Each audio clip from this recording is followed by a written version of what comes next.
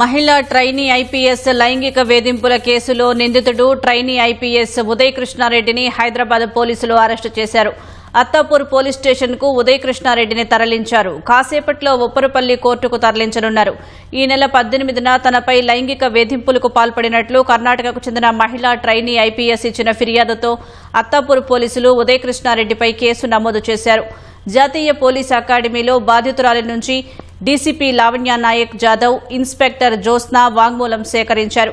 ఆమెకు వైద్య పరీక్షలు నిర్వహించగా మెడ, గొంతు నులిమినట్లు ఆనవాళ్లు, చెంపభాగంలో కమిలిన గాయాలు, ఎడమకాలిపై దెబ్బలు ఉన్నట్లు నివేదికలో పేర్కొన్నారు. నిందితుడికి పోలీసులు నోటీసులు ఇచ్చేందుకు హైదరాబాద్లోని 2 చిరునామాల్లో ప్రయత్నించగా దొరకలేదు. దీంతో 4 బృందాలతో గాలించగా సాంకేతిక ఆధారాలతో మిర్యాలగూడలో ఉన్నట్లు గుర్తించారు. ఉదయ్ వాహనాన్ని అనుసరించిన పోలీసులు హైదరాబాద్ శివారులో అదుపులోకి తీసుకున్నారు.